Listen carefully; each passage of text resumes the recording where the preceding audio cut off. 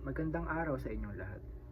Ngayon ay tatalakayin ko ang isa sa pinakamahalagang akda sa panitikang Pilipino, ang Noli Me Tangere na isinulat ni Dr. Jose Rizal.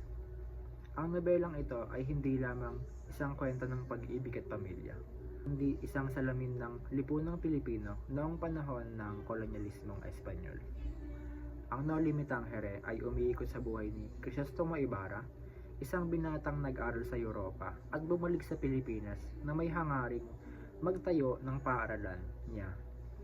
Gayunpaman, hinanap niya ang matinding pagtutol ng mga makapangyarihang tao sa lipunan, lalo na ang mga praile, tulad ni Padre Damaso.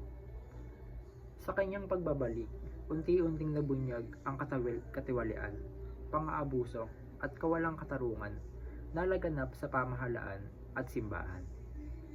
Isa sa pinakamahalagang tema ng nobela ay ang pang-aapi at kawalan ng katarungan. Ipinakita ni Rizal kung paano inaabuso ang mga Pilipino, ang may mga kapangyarihan, habang ang mga inosente ay nananatiling tahimik dahil sa takot. Makikita rin sa nobela ang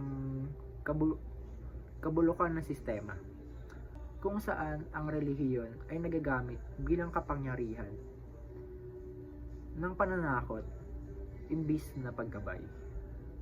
Bukod dito, tampok din sa Noli Me Tangere ang mga karakter na sumisimbolo sa iba't ibang uri ng Pilipino. Si Maria Clara ay kumakatawan sa inosente at api, si Elias sa rebolusyon at pag-asa, at si Ibarra sa mapayapang reforma. Sa pamamagitan ng mga taong ito, naipakita ni Rizal ang iba't ibang pananaw kung paano maaaring baguhin ang lipunan. Sa kabuuan, ang Noli Me Tangere ay isang makapangyarihang nobela na naglalayong buksan ang kamalayan ng mga Pilipino. Hanggang sa kasalukuyan, nananatili ang kabuluhan nito dahil marami sa mga isyong tinalakay ay makikita pa rin sa ating lipunan. Ang akdang ito ay hindi lamang dapat basahin, kundi unawain at pagnilayan bilang bahagi ng ating kasaysayan at pagkakakilanlan bilang Pilipino. Maraming salamat po.